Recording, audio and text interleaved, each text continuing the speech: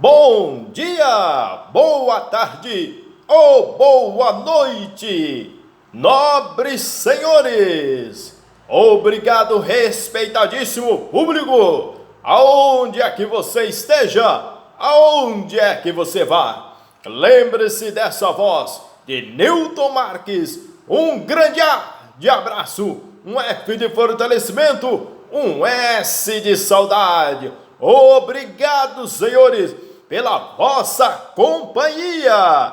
Eita coisa boa! Vamos somar, multiplicar e acrescentar agora valores. Estamos aqui, aberto à sua complementariedade, à sua dúvida. Exatamente, nobres senhores, estamos discorrendo a Constituição Federal. Vamos que vamos aí aprender aqui a voz do comunicador da Constituição Federal. Vamos aí explicar, comentar, compartilhar. Abraça essa causa. Vamos que vamos entreter. Obrigado pela sua vinda. Obrigado aí aqueles que têm acompanhado. É claro, deixe aí o seu like, o seu joinha, o seu comentário. Exatamente, nobres senhores. Vamos que vamos entreter. Bem-vindos, bem-vindas à minha casa. Receba aí o meu carinho, receba aí a minha visita, receba aí a minha honra, a minha profunda gratidão. Sinceramente, nobres senhores, fico feliz com todos, fico feliz em poder compartilhar aí o conhecimento, compartilhar aquilo que é importante e sanar importantes dúvidas. Artigo 175, no caput, na cabeça, chama pela mamãe, mamãe, mamãe, mamãe, mamãe constitucional. Vamos ouvir essa canção de ninar. Vai amamentar agora. Incumbe o quê? Ao poder público, na forma da lei, diretamente ou sob o regime de concessão ou permissão, sempre através de licitação, a prestação de serviços públicos. Entretanto, senhores, o transporte de encomenda está inserida no rol das atividades desempenhadas pela ST. Entretanto, que deve cumprir o que? O encargo de alcançar todos os lugares do Brasil. Não importa o qual é pequeno ou subdesenvolvidos. Não há comprometimentos do status de empresas públicas. Entretanto, prestadoras de serviços essenciais por conta do exercício da atividade de transporte. Entretanto, senhores, diante dessas encomendas, de modo que essa atividade constitui, eu diria, para a viabilidade de um serviço postal contínuo, universal e de preços módicos. Entretanto, senhor, o recurso extraordinário na ação direta de inconstitucionalidade de artigos de lei municipal, as normas que determinam prorrogação automática de permissões e autorizações, claro, em vigor, pelos períodos que especifica, essas prorrogações que efetivamente vulneram os princípios da legalidade, da moralidade, é que dispensa os certames licitatórios previamente à outorga de direito de exploração de serviços públicos.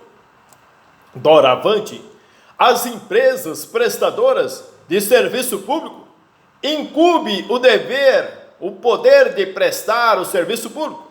Para tanto, é atribuído pelo poder concedente também o dever, o poder de usar o domínio público necessário à execução do serviço, bem como de promover desapropriação e constituir servidões de área por ele.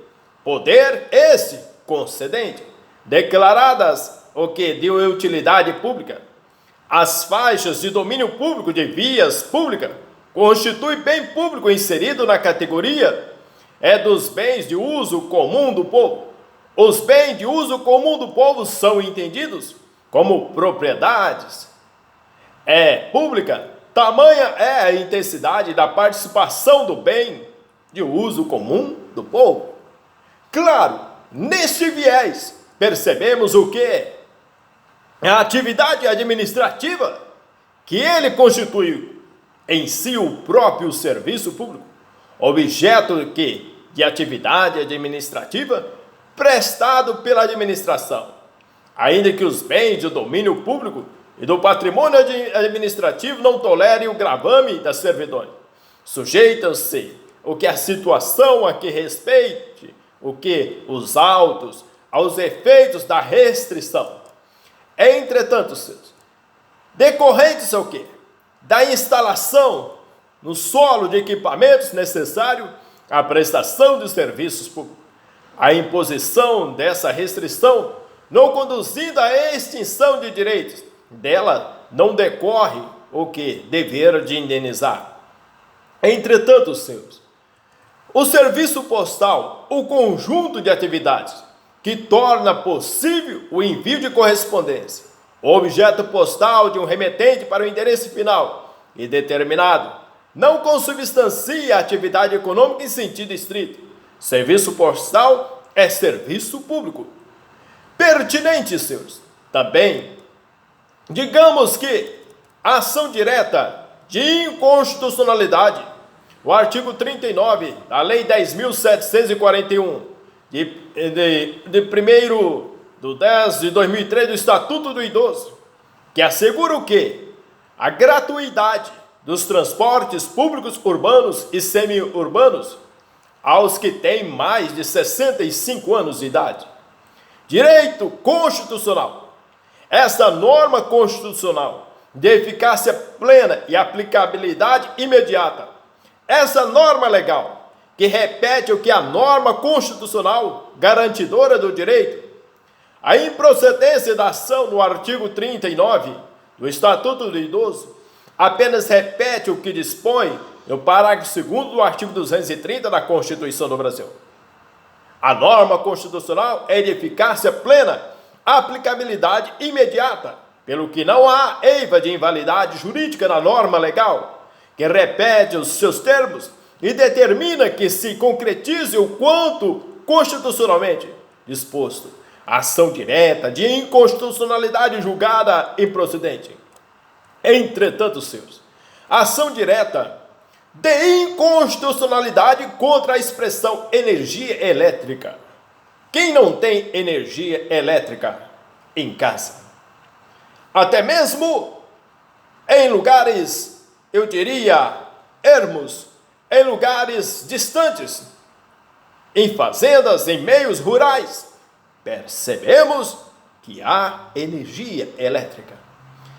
No caput, na cabeça, no parágrafo 1º da Lei 11.260 de 2002 do Estado de São Paulo, que proíbe o corte de energia elétrica, água e gás canalizado por falta de pagamento sem prévia comunicação ao usuário. Este cara, o guardião da Constituição Federal, dizem que é o último a errar.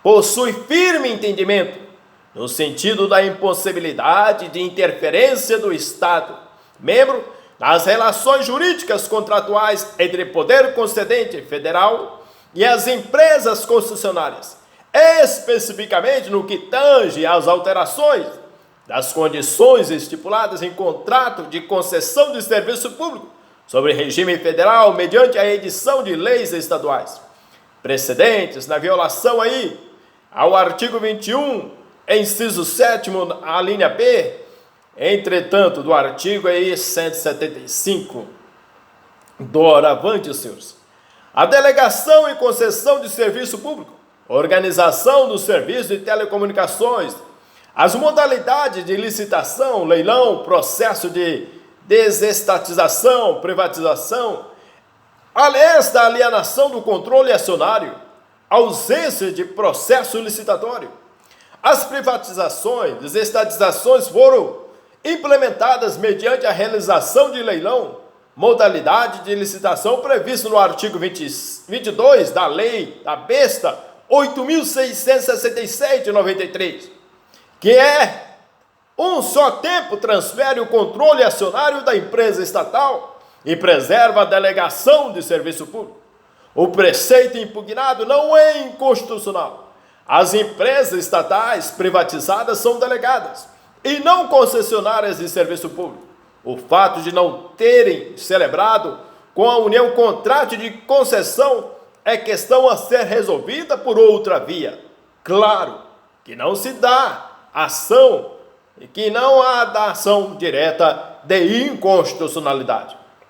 Doravante, nobres senhores, também é bastante pertinente, já no parágrafo único, a lei disporá sobre o que, cara?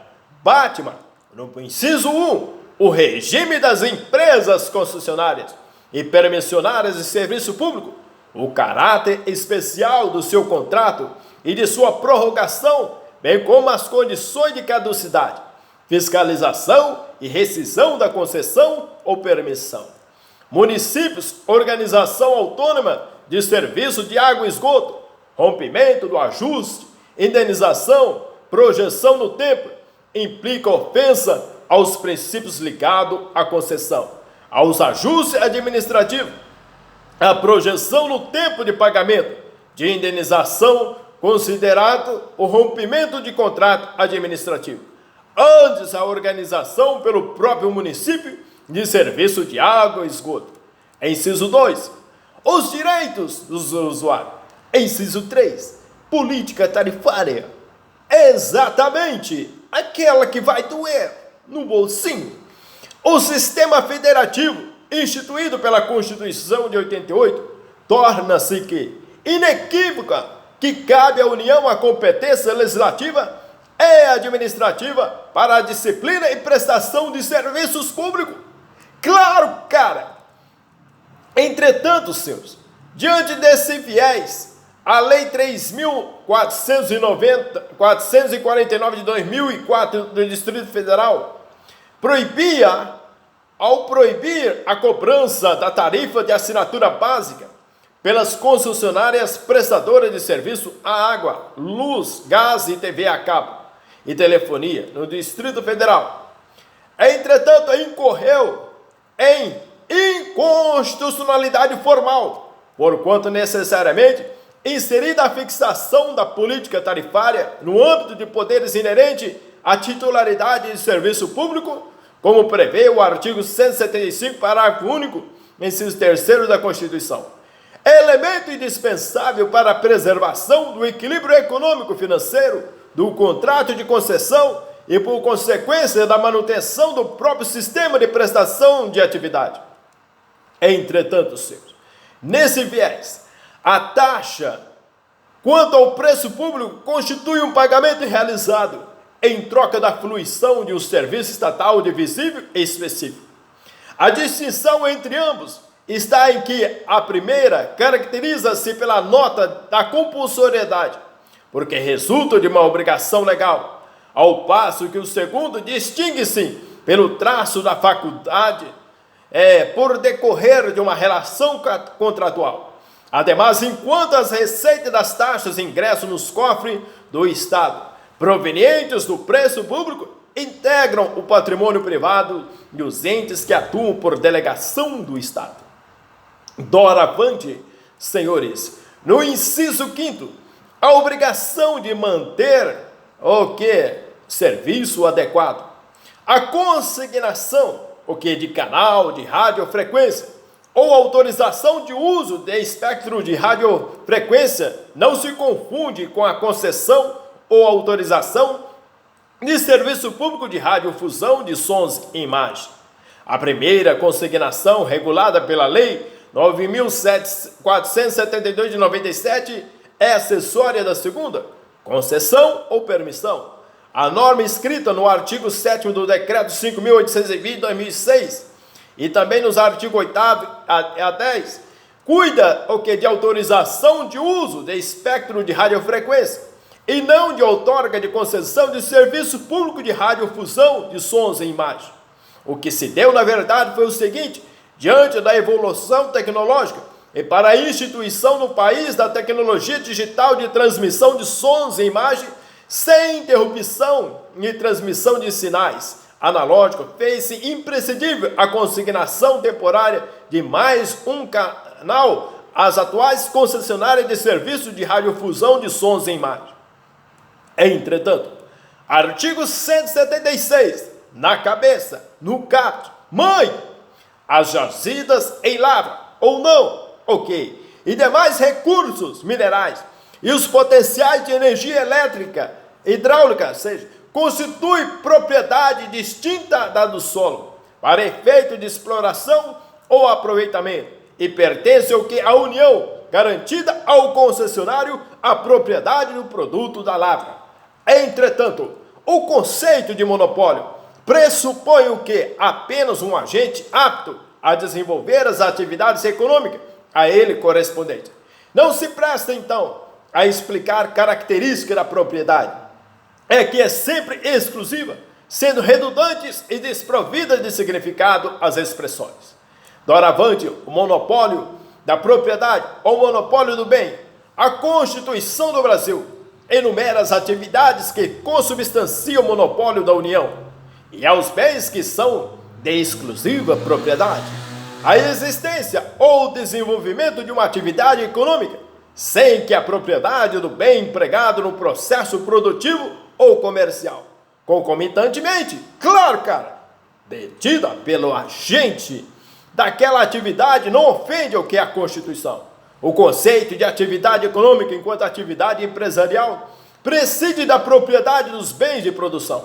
A propriedade não se consubstancia uma instituição única, mas o conjunto de várias instituições relacionadas a diversos tipos de bens e conformados e segundo os distintos conjuntos normativos distintos de regimes aplicáveis a cada um deles. A distinção entre atividade e propriedade permite que o domínio do resultado da lavra, das jazidas, do petróleo, de gás natural e de outros hidrocarbonetos fluidos possa ser atribuído a terceiro pela União, sem qualquer ofensa à reserva de monopólio. Entretanto, senhores, também o sistema de direito constitucional positivo no Brasil, fiel à tradição republicana iniciada com a Constituição de 34, instituiu verdadeira separação jurídica entre a propriedade do solo e a propriedade mineral, que incide sobre as jazidas em lavras ou não, e demais recursos minerais existentes nos imóveis, e atribui à União Federal a titularidade de também da propriedade mineral para o específico efeito, de exploração econômica, e seja, o aproveitamento industrial. A propriedade mineral submete-se ao regime essa dominialidade pública.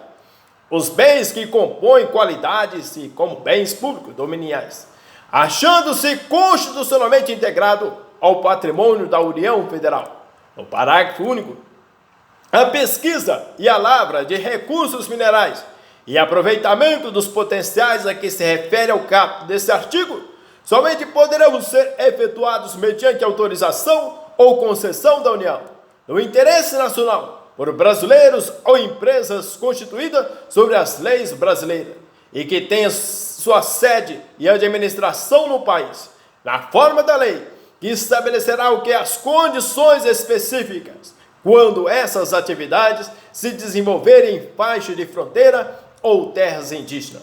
De fato, não pode a medida provisória ou a GCE, por via de delegação, dispor normativamente de molde a afastar pura e simplesmente a aplicação de leis que se destinam a disciplinar de regra maior. No artigo 176, no parágrafo 1º da Constituição, no que concerne o potencial hidráulico, de fato, esse dispositivo resultante da emenda constitucional 6 de 95, não pode ser objeto de disciplina por medida provisória, a teor do artigo 246 da Constituição. Nesse sentido, o plenário decidiu múltiplas vezes, a partir de decisão da ADIM de 2005 e 2006 do Distrito Federal. Entretanto, o sistema minerário vigente no Brasil atribui a concessão de lavra, que constitui um verdadeiro comércio, esse caráter negocial, esse conteúdo de natureza econômica e financeira. O impedimento causado pelo poder público na exploração empresarial das jazidas legitimamente concedidas gera o dever estatal de indenizar o minerador, que detém por efeito de regular delegação presidencial o direito de industrializar e de aproveitar o produto resultante da extração mineral. O objetivo de indenizar há de ser o título da concessão de lavra, enquanto bem jurídico suscetível de apreciação econômica, e não a jazida em si mesmo, considerado por essa enquanto tal, acha-se incorporada ao domínio patrimonial da União Federal. No parágrafo 2º, senhores, recorrente é assegurado o quê? Participação ao proprietário do solo nos resultados da lavra na forma e no valor que dispuser a lei. Pertinente, senhores, na alternativa que lhe confira a Lei Fundamental 7.990 de 89, institui, ao estabelecer no parágrafo 6º que a compensação financeira pela exploração de recursos minerais para fins de aproveitamento econômico será de 3% sobre o valor do faturamento líquido resultante da venda do produto mineral. Não foi verdadeira compensação financeira, foi sim genuína, participação clara no resultado da exploração, entendido que o resultado não como lucro do entre mas como aquilo que resulta de exploração, interpretação que revela o verdadeiro paralelo existente entre a norma do artigo 20 e no parágrafo 1º do artigo 176 da nossa mãezinha constitucional. E no parágrafo 3º, o que diz? A autorização de pesquisa será sempre por prazo determinado, e as autorizações e concessões previstas nesses artigos não poderão ser cedidas ou transferidas total ou parcialmente, sem prévia anuência do poder concedente.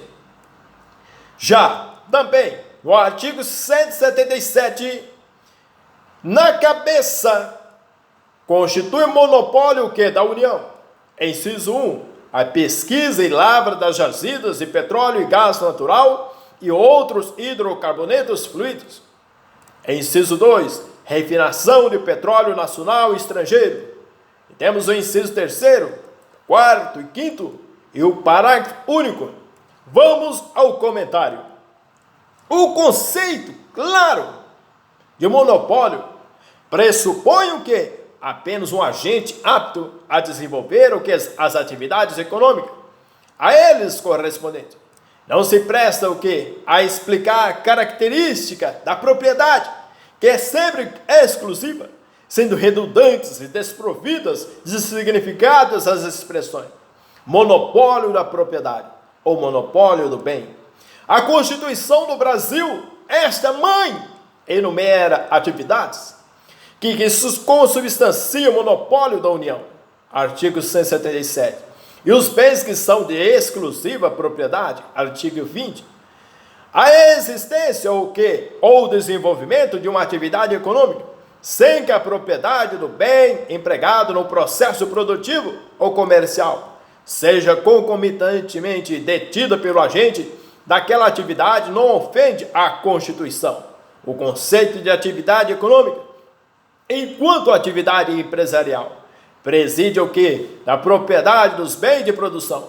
A propriedade não se consubstancia uma instituição única, mas o conjunto de várias instituições relacionadas a diversos tipos de bens, e em conformidade segundo distintos e conjuntos normativos, distintos regimes aplicáveis a cada um deles.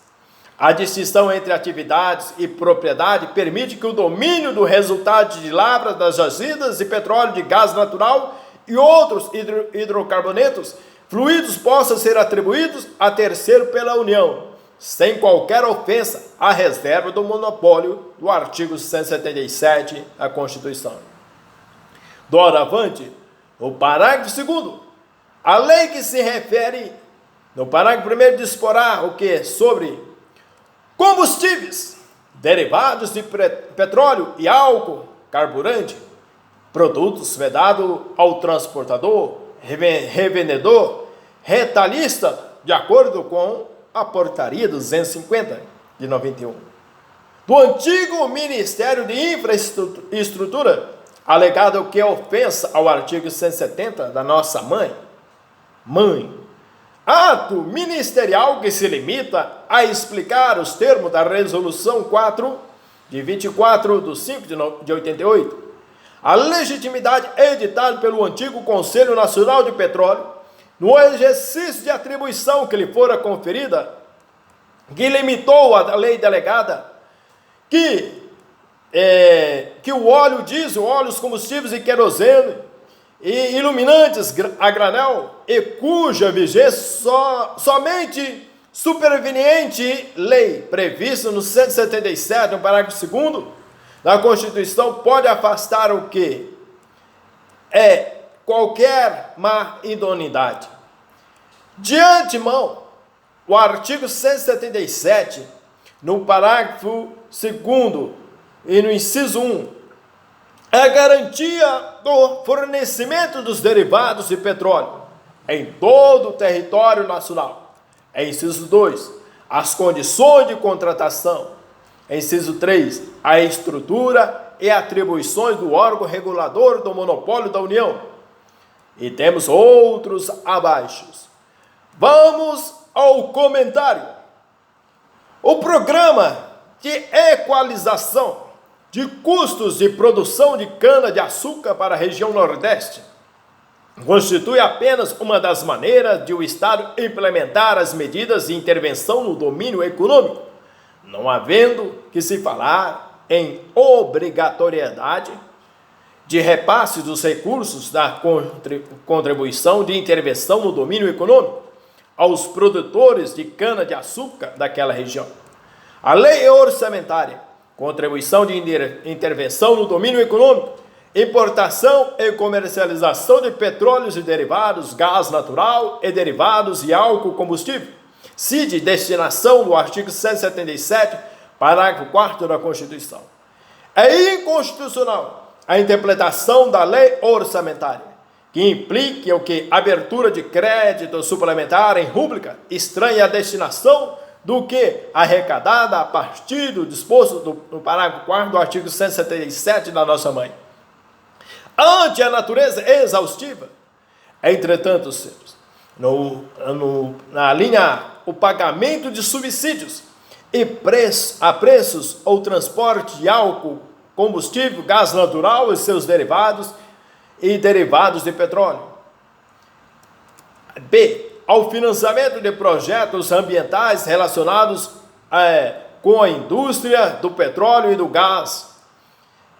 E também, na cabeça, no artigo 178, a lei disporá sobre ordenação do transporte aéreo, aquático e terrestre, devendo, quanto à ordenação do transporte internacional, observar os acordos firmados pela União, atendido o princípio da reciprocidade. O prazo prescricional, Convenção de Varsóvia e do Código de Defesa do Consumidor, refere-se a tratados internacionais relativos a direitos e garantias fundamentais, matéria não objeto da Convenção de Varsóvia, que trata de limitação da responsabilidade civil do transportador aéreo internacional, embora válida a norma do Código de Defesa do Consumidor quanto aos consumidores em geral, no caso específico de contrato de transporte internacional aéreo, com base no artigo 178 de 88, prevalece a Convenção de Varsóvia, que determina prazo prescricional de 2 anos. longe fica de implicar violência ao artigo 175. Não vamos causar um rebuliço, promovido em que, reconhecido o direito de passageira à indenização por danos materiais e morais decorrente do atraso de voo.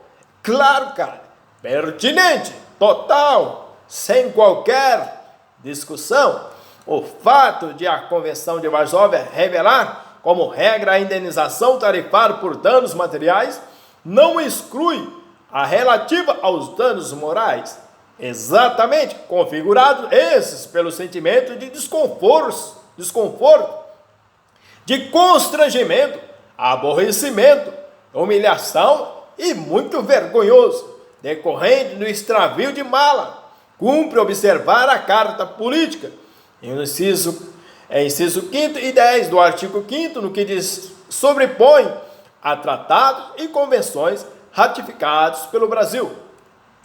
Entretanto, no parágrafo único, na ordenação do transporte aquático, a lei é o que estabelecerá as condições em que o transporte de mercadorias na cabotagem e a navegação interior poderão ser feitos por embarcações estrangeiras. De abraço.